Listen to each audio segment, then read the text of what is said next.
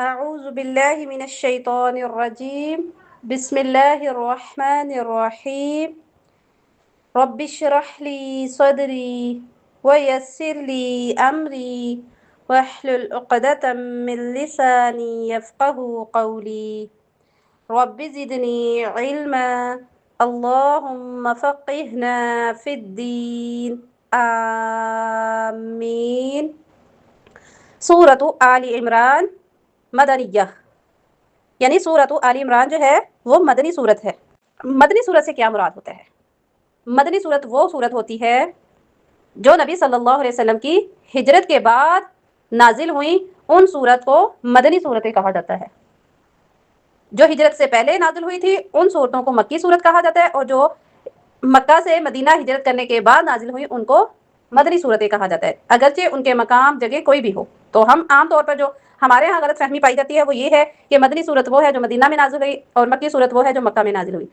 اصل بات یہ نہیں ہے، بلکہ مدینہ کی طرف ہجرت سے پہلے جو صورتیں نازل ہوئی وہ مکی کہلاتی ہیں، اور جو بعد میں نازل ہوئی ہجرت کے وہ مدنی صورتیں کہلاتی ہیں۔ تو یہ مدنی صورت ہے۔ اس صورت کا نام آل عمران کیوں ہے؟ آل عمران اس وجہ سے ہے کیونکہ اس میں آل عمران کا تذکرہ ہے، تو اسی مناسبت سے اس صورت کا نام سورۃ آل عمران رکھا گیا ہے۔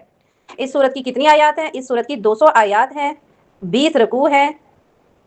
اس صورت کی فضیلت کے حوالے سے روایات میں سے سیدنا نواس بن سمعان کلابی رضی اللہ تعالیٰ عنہ روایت کرتے ہیں کہ نبی صلی اللہ علیہ وسلم نے فرمایا، قیامت کے دن قرآن مجید اور ان لوگوں کو جو اس پر عمل کرنے والے تھے لایا جائے گا، ان کے آگے سورۃ البقرہ اور آل عمران ہوں گی۔ رسول اللہ صلی اللہ علیہ وسلم نے فرمایا، ان صورتوں کے لیے 3 مثالیں ارشاد فرمائی جنہیں میں اب تک نہیں بھولا۔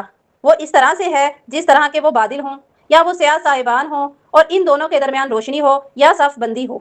پرندوں کی 2 قطاریں ہوں، وہ اپنے پڑھنے والوں کے بارے میں جھگڑا کریں گی، یعنی کہ یہ صورتیں 2 کون سی؟ سورۃ البقرہ، سورۃ آل عمران جو ہے اپنے پڑھنے والوں کے لیے سفارش کرے گی، اپنے رب سے جھگڑا کرے گی، اے اللہ یہ ہمیں پڑھا کرتے تھے، ان کی بخشش فرما۔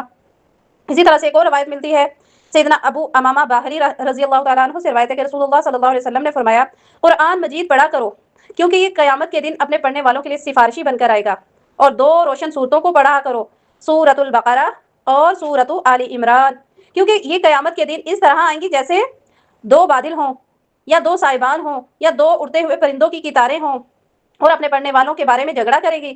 سورۃ البقرہ پڑھا کرو کیونکہ اس کا پڑھنا باعث برکت ہے اور اس کا چھوڑنا باعث حسرت ہے، اور جادوگر اس کو حاصل کرنے کی طاقت نہیں رکھتے۔ سورۃ البقرہ اور سورۃ آل عمران جیسے پرندے ہوں، جس طرح سے کوئی رکھوالا نہیں ہوتا، پیچھے سے ہمارا آتا ہے کوئی سفارشی بن کر، تو ایسے یہ سفارشی بن کر آئیں گی۔ اس کی فضیلت کے حوالے سے ایک اور روایت ملتی ہے، رسول اللہ صلی اللہ علیہ وسلم نے فرمایا، جس نے پہلی 7 صورتیں سیکھ لی وہ عالم ہے۔ پہلی 7 صورتیں کون سی ہیں؟ سورۃ الفاتحہ، سورۃ البقرہ، سورہ آل عمران، سورہ نساء، مائدہ، انعام، اعراف، ٹھیک ہے؟ جو 7 صورتوں کا علم حاصل کر لیتا ہے وہ ایک عالم ہے۔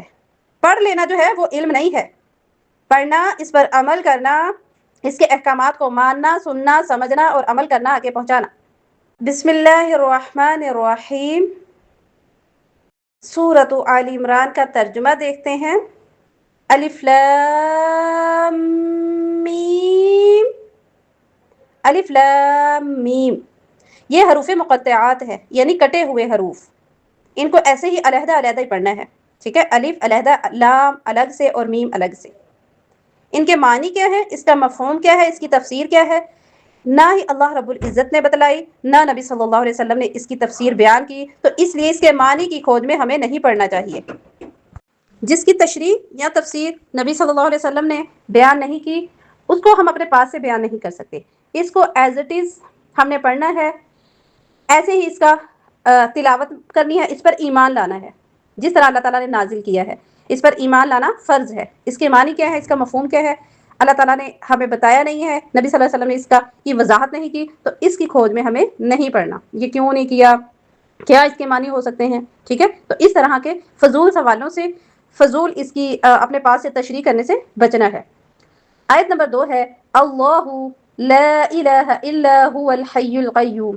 اللہ، اللہ تعالی وہ ہے، لا الہ، نہیں ہے کوئی معبود، الا ہو، مگر وہی، الحی، ہمیشہ سے زندہ ہے، القیوم، ہمیشہ قائم رہنے والا ہے۔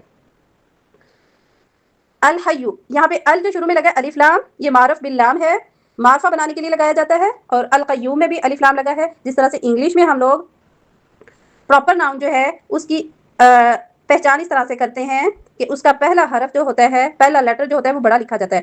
عربی میں یہ انداز ہے کہ الف لام شروع میں لگا ہو تو اس کا مطلب ہے یہ اسم معرفہ ہے، ٹھیک ہے، خاص ہے. تو اللہ تعالیٰ کے تمام نام، اللہ کی ذاتی صفاتی نام خاص ہیں، ٹھیک ہے. تو الحی ہمیشہ زندہ ہے، القیوم ہر چیز کو قائم رکھنے والا ہے، ہمیشہ سے قائم ہے. اللہ لا الہ الا ہو، اللہ تعالیٰ وہ ہے جس کے سوا کوئی معبود نہیں. یہ اللہ تعالیٰ کی توحید کا اعلان ہے. اس جملے کی نفی ہے کہ اللہ کے سوا کوئی عبادت کا مستحق ہو. یہ اس چیز کی نفی کرتا ہے کہ اللہ کے سوا کوئی عبادت کے لائق نہیں ہے. ہر چیز، ہر عبادت اللہ ہی کے لائق ہے. اللہ ہی کے لیے الوہیت ہے، اللہ ہی عبودیت کا حقدار ہے، یعنی عبادت بھی اسی کے لیے، الہ اور بادشاہ بھی وہی ہے.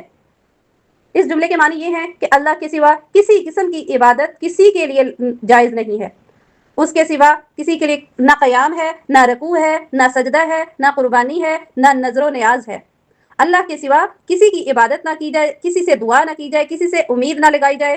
ہر قسم کی عبادت کے لائق اللہ تعالیٰ کی ذات ہے. اللہ کے ساتھ کسی کو ساجی یا شریک نہ ٹھہرایا جائے، عبادت صرف اللہ تعالیٰ کی جائے.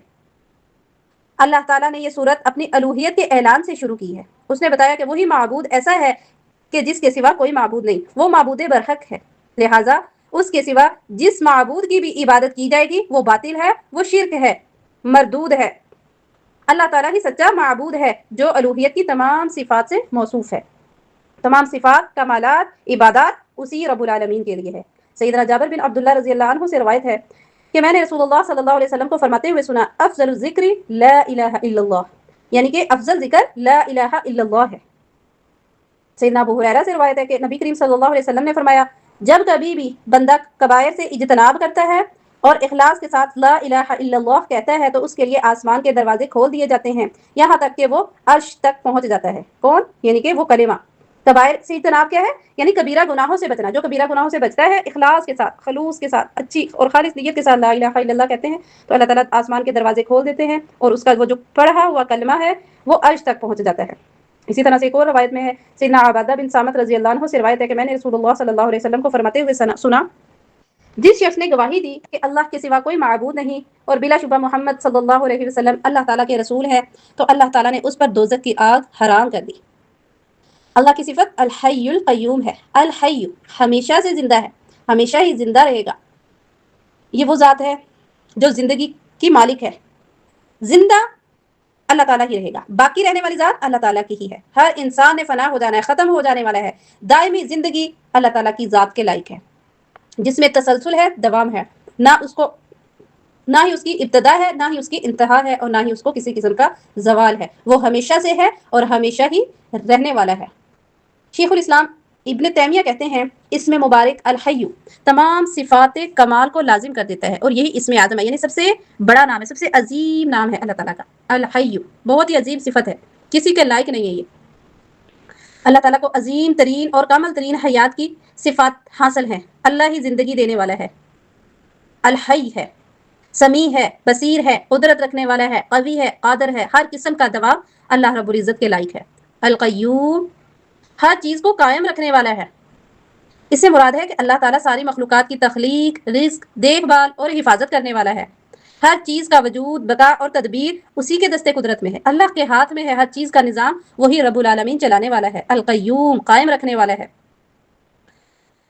تمام مخلوقات وجود میں آنے، تیار ہونے، ترقی کرنے میں، ہر قسم کی ہر معاملات میں اسی کی محتاج ہیں. وہ ہر قسم کا مدبر ہے اور تصرف کرنے والا ہے. القیوم وہ ہوتا ہے جو خود بخود قائم ہو، اس سے دوسری چیزیں وجود میں آئیں، جو دوسری چیزوں کو قائم کرنے والا ہو. ساری موجودات، ساری کائنات کو وجود میں لانے والا. کائنات کی ہر چیز کا قیام صرف رب العزت کے حکم سے ہے. اسی طرح سے اگر کوئی کمزور ہے، کمزور کو قوت اور طاقت دیتا ہے، برقرار رکھتا ہے تو کوئی اس کو گرا نہیں سکتا، اور اگر طاقتور کو جس کو اللہ تعالیٰ گرا دے کوئی اس کو اٹھا نہیں سکتا. اللہ ہی قیوم ہے، قائم کرنے والا ہے، ہر ایک کو مضبوطی دینے والا ہے، قوت دینے والا ہے. ان القوت للہ جمیعا، بے شک ساری کی ساری قوت اللہ ہی کے لیے ہے، وہی ہر چیز کو قائم اور دائم رکھنے والا ہے. آیت نمبر 3 ہے، نزل علیک الکتاب بالحق مصدقا لما بین یدیہ وانزل التوراۃ والانجیل، نزل اس نے نازل کی، علیک آپ پر، الکتاب کتاب، بالحق حق کے ساتھ، مصدقا جو تصدیق کرنے والی ہے، لما اس کے لیے جو، بین یدیہ جو اس سے پہلے ہے، وانزل التوراۃ والانجیل اور اس نے تورات اور انجیل کو نازل کیا۔ سبحانك اللهم وبحمدك أشهد أن لا إله إلا أنت أستغفرك وأتوب إليك۔ السلام عليكم ورحمة الله وبركاته۔